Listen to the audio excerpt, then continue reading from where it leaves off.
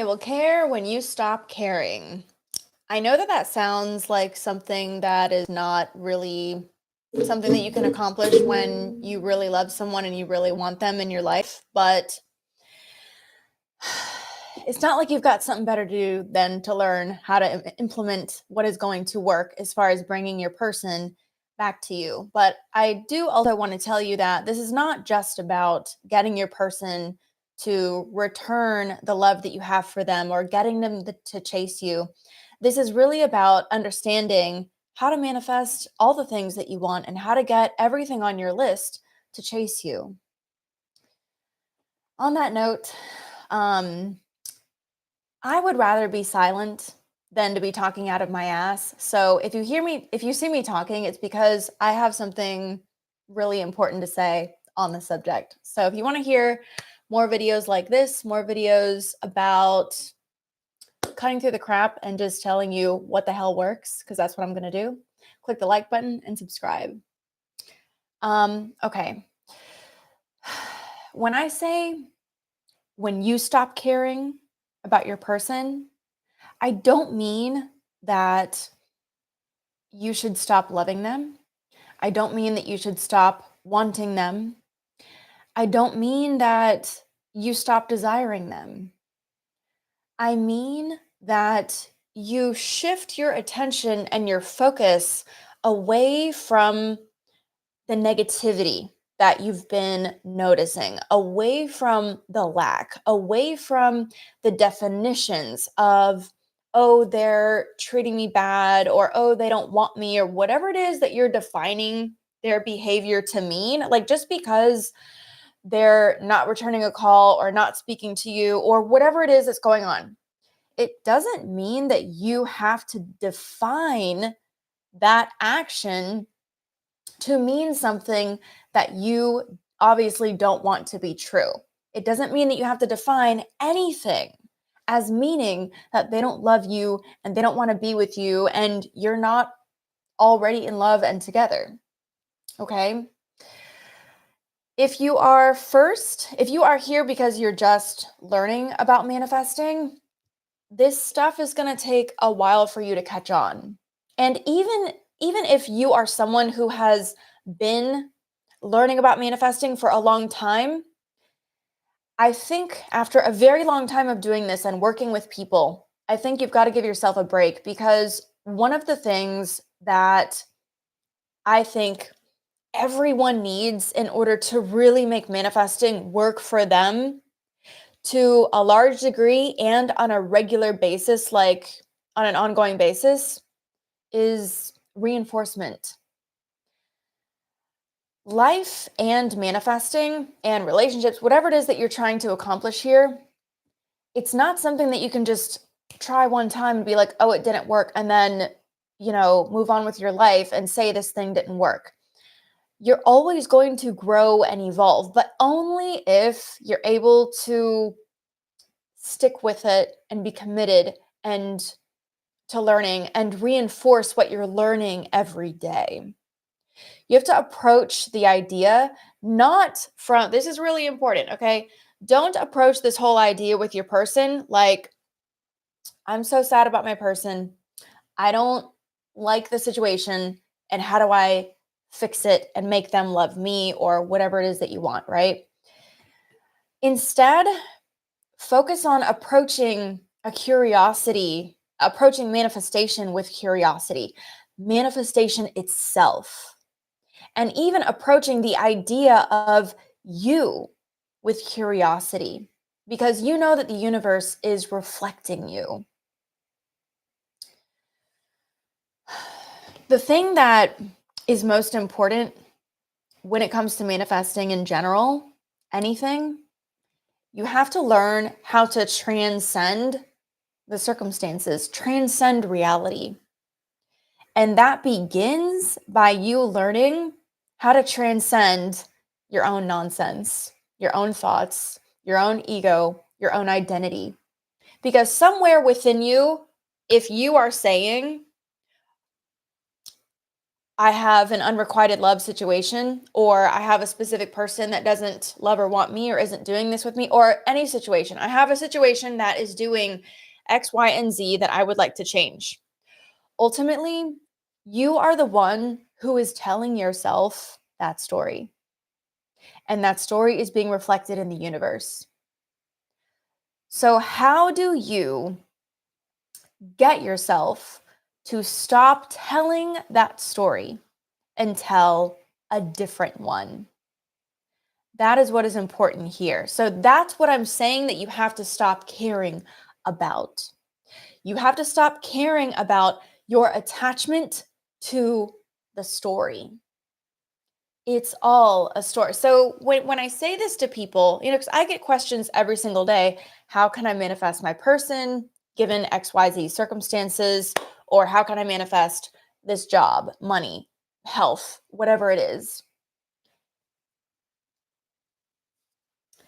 Can you stop, number one, identifying with the story that you're telling? Because the story that you're telling, number one,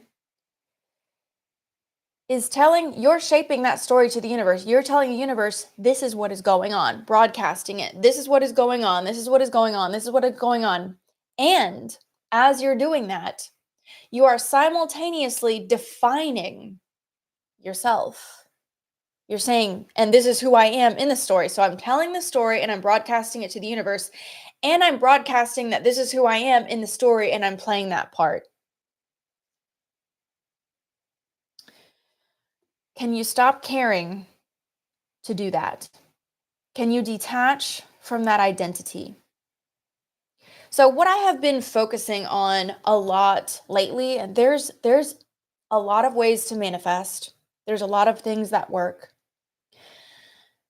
And there's a lot of ways to go about it. You can go about it however you want. I have like a million videos and I have a million different ways of painting this you guys, and I've been so creative about it. I've had so many different courses. So many. I've never seen so many. You've never seen so many courses in your life. Oh my gosh. All with different perspectives and ideas that work. Ideas that worked for me that I brought to you. But there's one thing underneath it all. All of this that you manifest hinges on your focus. Your focus. And your focus consists of what you're aware of, your perspective, your thoughts, your feelings, your beliefs.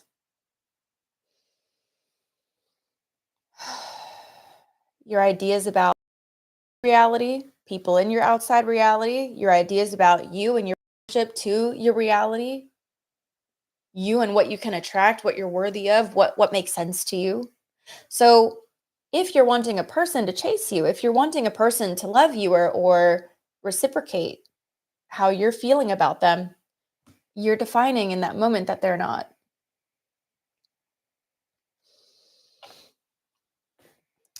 Do you know that you're creating your reality?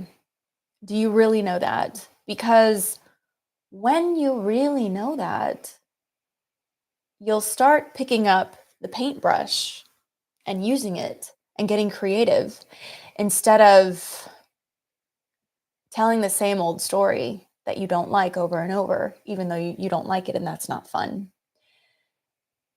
So you already know that. You know that you need to change your focus. How do you peel yourself away from something that has your attention? How do you peel yourself away when this is this is such a focus for you? This is something that you really, really care about. Like I said, there's a lot of ways to do this, but making sure that you are reinforcing every day the things that you want to define you, the things that are going to help you reach your goals, that's number one. If I want to manifest something, and I always do, I'm either researching or creating content or all of that or both, but I got my hands in the clay. I'm working on myself outside of manifesting. I'm following my joy. That's another one. Following your joy is something that, number one, not a lot of people really actually understand that. but that doesn't make it any less important. It's worth learning about. It's worth learning what in the world that is, and it's worth learning how in the world to do it. But following your joy is something that no matter what reality that you find yourself in, no matter what state of being, no matter if you're up or down, no matter what things look like, following your joy, when you capture the true essence of that, is always, always going to help you manifest the reality that you want. And when you capture the essence of what that really means, that is when you'll be led and guided to the right technique for you, to the ability to detach, to the ability to change your focus. You know, I think that when it comes to manifesting from a space of lack, I think that that only happens when you're not following your joy or when you're not doing it enough to make your focus primarily having instead of lacking. So I think that there's a very holistic way of looking at this. And if you're not looking at it in a holistic way, and if you're not able to turn the tides into having instead of lacking, you might reach a rock bottom. And from a rock bottom, it's much easier to let go because you can't afford to care. You just care, you're so beyond caring because caring hurts. And that's when things start to turn around again. But you don't need to do that in order to turn the tides in your favor and begin being a match to what you want. What if you knew that no matter what your person does, it doesn't actually mean anything about you or about them?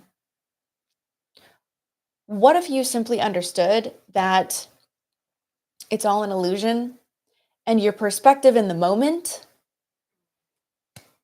is what you're choosing for it to be? Like just because you say, "Oh my gosh, they obviously are a bad person or they're a cheater or they're like this or they don't like me or they're whatever." You're just saying that and you create your own reality, and when you say that, that's your reality. But it doesn't have to be that. So, are you willing to put this to the test? Are you willing to let go of stories? Are you willing to change your focus? Are you willing to redefine them? And are you willing to redefine you? But most of all, I think the question that a lot of people come at this with when we're talking about transcending circumstances is, it's like, how can I do this when XYZ is happening in circumstantial reality? And right now somebody's asking, yeah, it's so hard to manifest when 3D doesn't catch up instantly. Okay, let's cover that. It's so hard to manifest when 3D doesn't catch up instantly. Here's the answer for that.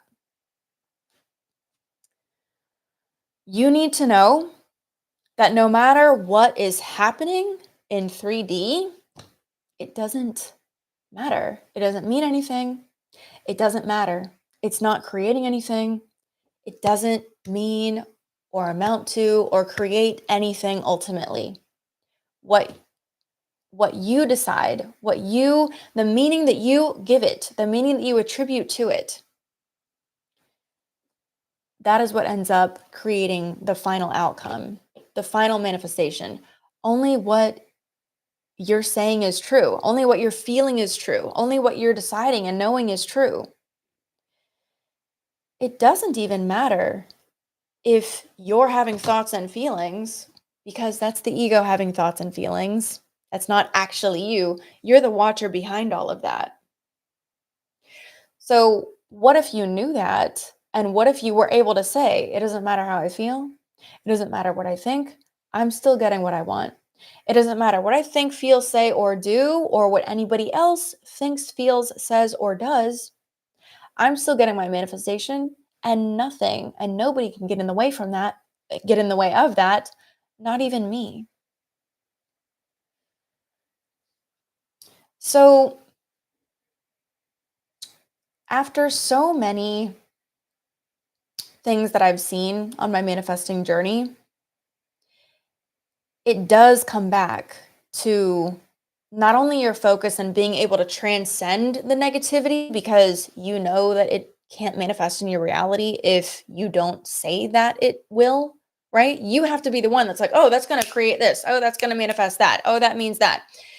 If you're not defining that something is in the way, then it's not in the way. But there's another part to this of essentially following your joy and allowing yourself to entertain what you really want and allowing yourself to inundate yourself and immerse yourself with the thoughts and feelings that represent what you want to experience. As a matter of fun, like watching a movie. Because, you're inundating yourself with a reality every day, all throughout your day. You're inundating yourself with a reality. What is that reality? Is that reality you're telling yourself that your person is good for nothing and they don't love you and there's a problem there? Or are you doing something else? And so I think that, if you're living in a reality where the story that you're telling yourself is good and you're seeing that it is because good things are happening, then it's not so important that you set time aside to make sure that you are telling positive stories on purpose. But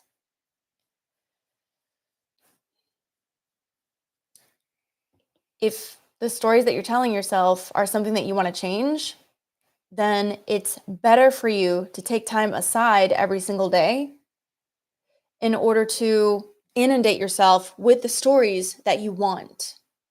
When you start doing that and you're experiencing more of what you truly desire, whether it's on the topic of your person or not, it's going to make it easier for you to let go of negativity. Being able to let go of the stories that you don't want it's paramount. And I don't mean them not coming up, period. I mean, even if it does come up, you're not giving it any credence because it doesn't create in your world. Even if it's there, it can't create in your world past what you say that it can.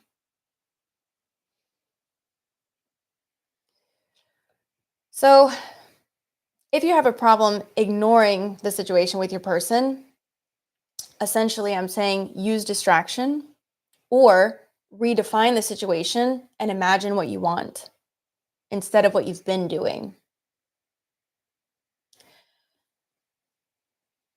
The best success that I ever had, and I had a very tough case. I've had tough cases, but I had a very tough case with my person. Um, and I got to tell you that not caring was the antidote. The absolute best antidote.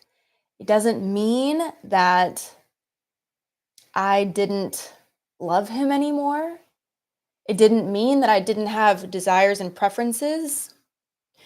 It meant that I stopped making his behavior mean something that I don't like. It didn't mean anything anymore.